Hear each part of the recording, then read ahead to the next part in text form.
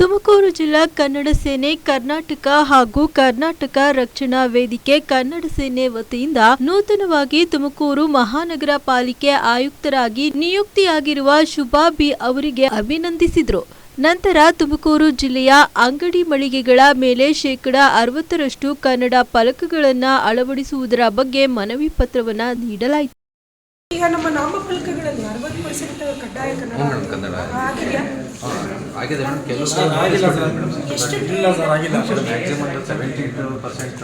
ಎಷ್ಟು trade licence ನೀವು ಕೊಟ್ಟಿದ್ದೀರಾ? ಎಷ್ಟು ಟ್ರೇಡ್ ಇದೆ?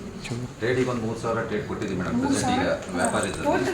ಟೋಟಲ್ 12,000 ಬರೀ 3,000 ಮಾತ್ರ ನೀವು ಟ್ರೇಡ್ ಕೊಟ್ಟಿದ್ದೀವಿ. ಈಗ ಅದ್ರ 60% ಇದೆ ಮೇಡಮ್. ಬಾಕಿ ಯಾವುದು ಮಾಡಲೇಬೇಕು. ಸರ್ಕಾರಿ ನಿಯಮಾವಳಿ ಪೇಪರ್ ನೋಟಿಫಿಕೇಶನ್ ಕೊಟ್ಟಿದ್ದೀವಿ ಮೇಡಮ್.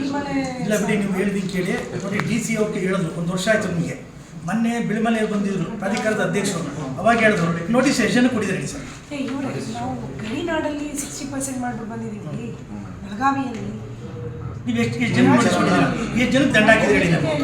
ಸುಮ್ಮನೆ ನೀವು ಹಾಸ್ಪಿಟಲ್ನವರು ದೊಡ್ಡ ಬೋರ್ಡ್ ಹಾಕಿದ್ದಾರೆ. ನಾವು ಫೋಟೋ ತಗೊಂಡಿದ್ದೀವಿ. 1% ಕನ್ನಡ ನೀವು ಅಬ್ಸರ್ವ್ ಮಾಡಿದ್ದೀರಾ ನೀವು?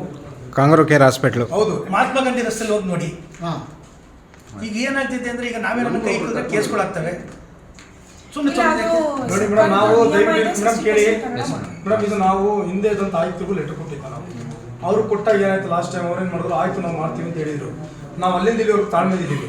ಇದು ಗಡುವು ಕೊಡ್ತೀವಿ ಮೇಡಮ್, 15 ದಿವಸ ಗಡುವು ಕೊಟ್ಟಿರ್ತೀವಿ.